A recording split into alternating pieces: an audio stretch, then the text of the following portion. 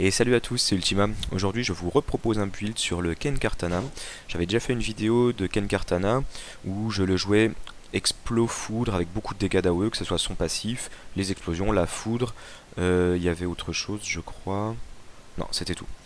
Voilà, donc là on va essayer quelque chose qui est beaucoup plus centré autour de son passif, qui va être la principale source de dégâts du build, ainsi que l'anneau rat. Voilà.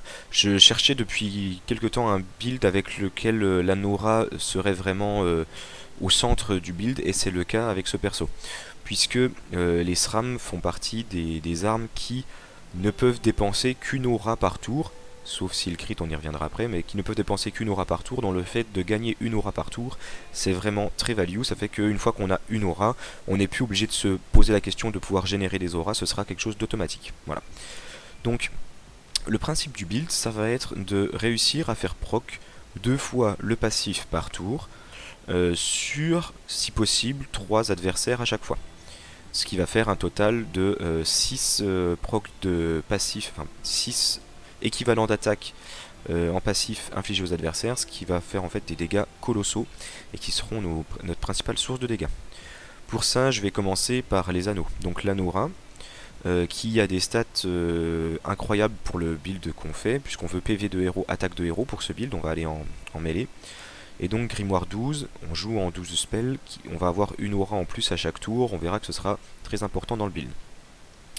L'anneau optimal qui nous permet d'avoir une main pleine quand on commence et qui donne PV attaque de héros, c'est ce qu'on cherche. Il faut savoir qu'il y a un spell que je présenterai après qui est quand même central dans le build, et le fait de jouer à 12 cartes, il faut maximiser les chances qu'on l'ait assez tôt quand même. Voilà. L'Anonymous qui est vraiment là pour ses stats, PV de héros à 2% par niveau, attaque de héros, le drain, il est là en bonus, il fait quand même assez plaisir, ça permet de tenir un petit peu. Et enfin l'anneau obstiné qui donne PV attaque de héros et un bonus de 25% d'attaque si on invoque, c'est pour ça que vous voyez qu'on joue avec les Pew, des compagnons qui coûtent peu cher. Le brassard naqueux, que je trouve un brassard vraiment très playmaking et qui, grâce à la portée des trappes, synergise très bien avec le build. Voilà. Il peut être bougé si vous aimez pas le principe de se téléporter. Moi je sais que j'aime ça. Surtout que là c'est pas RNG, c'est vraiment derrière la cible. Au niveau des compagnons, très rapidement, on met des compagnons qui sortent vite. On met juste le synchroniseur minutieux à la place du... Comment dire, du Pew haut. Je reviendrai pourquoi après. Au niveau des sorts. Alors, vous avez les 4 sorts qui coûtent 2, puisque le principe du deck, ça va être la rotation idéale. Ça va être poser un piège, auto-attaque se TP sur ce piège pour faire proc le passif, et donc générer une aura trap, placer l'aura trap, et c'est téléporter avec un spell sur cette aura trap. Voilà le tour idéal qui fait proc 2 fois le passif. Il y a des tours où, parce que vous n'aurez pas ce qu'il faut en main, ou alors vous aurez déjà utilisé toutes vos combinaisons et il faut le recycler, eh bien vous ne pourrez faire proc qu'un seul passif par tour, mais normalement le combat sera fini avant, puisque vous faites beaucoup de dégâts de zone. Voilà. Donc le spell clé dont je parlais tout à l'heure, c'est le Chose Trap. C'est votre seul sort qui génère des auras dans le deck, puisque pour que l'anaura s'active, il faut que vous ayez déjà des auras. Donc ce sera un sort qui sera assez primordial. Alors ne vous inquiétez pas s'il est au fond de votre deck, le deck est viable sans. Il y a des tours où vous ferez beaucoup plus de tours du coup avec un seul proc de passif, mais le deck est viable sans le Chose Trap quand même. Vous ferez forcément moins de dégâts, mais c'est quand même jouable. Voilà. Donc les 4 spells à 2 pour faire la rotation que je vous disais. Donc un spell à 2, auto-attaque passif, génération de l'aura, je place l'aura et j'utilise un spell de TP. Donc les spells de TP, il y en a 4. Voici. D'accord. Les spells de TP, voilà, il y en a 4 avec les 4 spells à 2. Donc celui-ci a besoin d'un compagnon ou d'un autre piège. On préférera un compagnon. D'accord. Les Pew ne servent quasiment qu'à ça. Mais c'est un spell de TP qui est fiable quand même. A noter que pour jouer la frappe fracassante qui coûte 5 avec un spell qui coûte 2, il faudra soit avoir pris les auras d'eau, soit avoir sorti le gousset. Puisque sinon vous ne pourrez pas faire cet enchaînement de spells. On n'a pas d'autres sources de génération de PA dans le deck. Voilà, donc au passage, les auras eau qu'on préférera puisqu'elles réduisent de 1 PA le spell qu'on veut jouer, donc uniquement dans le but de faire la frappe fracassante. Les auras feu sont très intéressantes aussi, vu que vous allez aller en mêlée, donc réduire l'attaque c'est intéressant. Les auras terre sont bof, le fait de ne pas leur enlever 2 PM peut être intéressant, mais pas non plus game breaking. Et surtout on va éviter les auras vent, ça vous ne les prenez sous aucun prétexte, puisqu'elles repoussent en posant le trap, et c'est quelque chose qu'on veut éviter, puisqu'on veut que les adversaires restent bien autour du piège. Voilà. Les 3 autres cartes peuvent être discutées en soi. Le double piège noyant est un T1 correct si jamais on n'a pas le show strap. D'accord, si on veut chill un peu, on peut poser ça. Ça fait 2 jauges haut pour préparer le synchroniseur. Ça fait 2 trappes qu'on pourra absorber avec le show strap après. Voilà, en dehors du T1, on le jouera que si on a déjà utilisé nos 4 combos. Voilà. L'ajustement qui est en gros sur un T2 où vous auriez joué le double piège noyant, qui peut replacer un des pièges là pour vous donner, en gros ça donne presque un piège gratuit, ça remplace un des pièges ici. Et enfin Maniac qui peut servir soit de T1, mais dans ce cas vous allez overdraw, soit au contraire une fois vous avez utilisé vos combinaisons, vous n'avez pas fini le match, vous voulez cycler, alors le Maniac aide à cycler beaucoup plus vite. Voilà. Quoi vous dire, les dons des sorts sont très très importants. Je ne les ai pas tous pris parce que j'ai plus assez de ressources, mais ces dons là nous coûtent vraiment peu cher et sont vraiment très très forts pour ce build. D'accord, ils ne coûtent que 50, donc prenez-les absolument. Également celui-ci qui coûte pour le coup plus cher, mais qui est très important si jamais vous voulez aller auto-attaque dès le tour 1. Je m'explique. Ce spell va générer 2 auras. Si vous allez auto-attaque dès que vous avez lancé ce spell, vous allez perdre une aura, il vous en restera plus qu'une. Et il vous faut toujours une aura au minimum pour que la Nora puisse s'activer. Mais si vous avez ce passif là, vous aurez 3 auras, ce qui fait que si vous avez un crit avec le brassard naqueux qui vous permet de rejouer, vous allez pouvoir faire un proc de passif supplémentaire gratuit, et en plus conserver cette aura supplémentaire qui fera que la Nora pourra proc. Voilà. Donc en gros, ce passif là vous garantit presque à chaque game un proc gratuit de passif. D'accord. Et surtout, si vous ne l'avez pas, si vous n'avez que 2 auras, surtout si le brassard crit, ne réattaquez pas. Vous ne devez surtout pas perdre votre dernière aura, à moins que ce soit le dernier tour et que ce soit pour les dégâts létaux. Ou létal, je ne sais pas si on dit létaux. Voilà. Au niveau des autres passifs, donc voilà, toujours les porter si possible. Vous avez des critiques qui sont intéressants, voilà, revient dans la main, PA en réserve, ça, explosion c'est bien aussi, même si on joue avec très peu de magie. Les TP, en soi on ne les prend pas pour les dégâts, même si ce spell a de très bons dégâts de base. Alors vous avez la TP en eau qui coûte cher, c'est pour ça que je ne l'ai pas prise.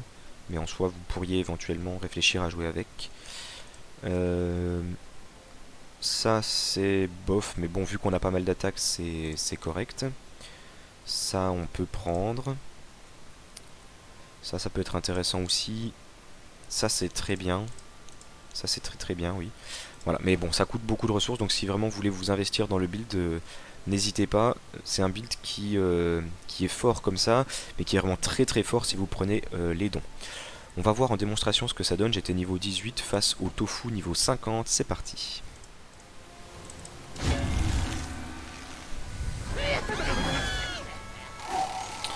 Alors j'ai le show strap, je vais prendre des auras d'eau, je répète, on ne veut surtout pas les auras de vent. Je vais me mettre là, je suis hors de leur corps à corps. Je vais pas utiliser ce trap là, je préfère voilà, garder mes traps pour une fois qu'ils seront placés, comme ça je me trompe pas en les mettant. Le fait que je n'ai pas attaqué au tour 1 aussi, ça fait que j'aurai 3 aura trap, comme si j'avais un peu le don du show strap. Du coup si je crit, je pourrais rejouer. Donc ça peut aller là. Là pareil, je vais essayer de faire 6 proc de passif. Ah 6 proc. Toucher 6 personnes avec mon passif. Donc d'abord une auto-attaque, toujours. Comme ça on génère l'aura. Voilà. Et vu que l'aura trappe réduit de 1 le coup de PA, on peut utiliser la frappe fracassante. Pas mal de dégâts de zone. Et un passif. Voilà. Donc là on a fait 6 fois notre attaque grâce au passif sur ce tour. Donc de très bons dégâts malgré le fait que j'ai 32 levels de retard. Ici on a un bon setup mais on peut pas sortir avec une auto-attaque. Donc il faut que je pose un trap ici classique. Que je sorte avec mon auto-attaque. Que je remette l'aura trap ici et que je me TP dessus. C'est le plan de jeu. D'abord j'invoque bien sûr. Pour le bonus d'attaque. Voilà, aura trap au milieu. Ça va faire plus de dégâts, je pense que j'aurai pas de meilleur setup. Voilà. 33 plus le passif. Voilà. Beaucoup de dégâts, on enlève les envols. Hop là. Je peux invoquer le deuxième en soi. Je pense que je vais le faire. Je suis quand même presque mid-life déjà. Voilà. On prendra un peu l'aggro les petits pious. Et on va voir comment ils se positionnent. Alors ça c'est embêtant mais bon.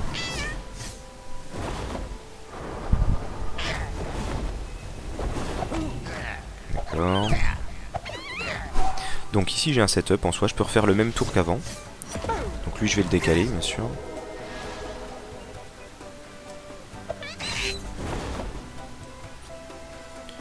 Donc, trap, auto-attaque, passif, aura trap, TP, passif. Voilà. On prend un kill. On va aller invoquer comme ceci. Alors c'est bête, ça le remet en envol, j'aurais peut-être pas dû faire ça, je sais pas si ça va me coûter cher. Il faut que j'arrive à finir sur le prochain tour. Donc là j'ai plus de trappe qui coûte peu cher. Donc j'ai que ça à jouer. Mais en fait avec ça plus le minutieux, il y a moyen que je m'en sorte. Ça va me donner plus 1, le minutieux plus 2. L'aura trap va réduire le coût de 1. Donc on y va. Ok.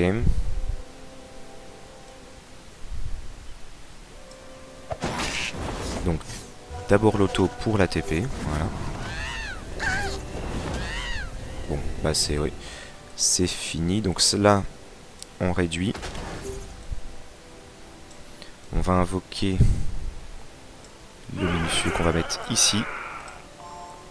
Et je me TP là. Et c'est la fin de la game grâce au passif. Voilà. Donc vous avez vu, alors c'était très close parce que j'avais 32 levels de retard, mais vous avez vu la puissance du build en termes de dégâts d'AOE. Et pour le coup ça fait plaisir d'avoir un perso qui se joue vraiment autour de son passif et avec lequel le passif est la principale source de dégâts. J'ai fait beaucoup de builds autour voilà, des affinités et ce genre de choses. Là ça change complètement. Je suis content d'avoir réussi à trouver un build qui fonctionne aussi avec Grimoire, parce que les builds Grimoire pour moi ne sont pas trop viables sur cette alpha. Voilà, j'espère que le build vous a plu, que la vidéo vous a plu. N'hésitez pas à laisser un j'aime, un commentaire et à bientôt pour une prochaine vidéo. A plus.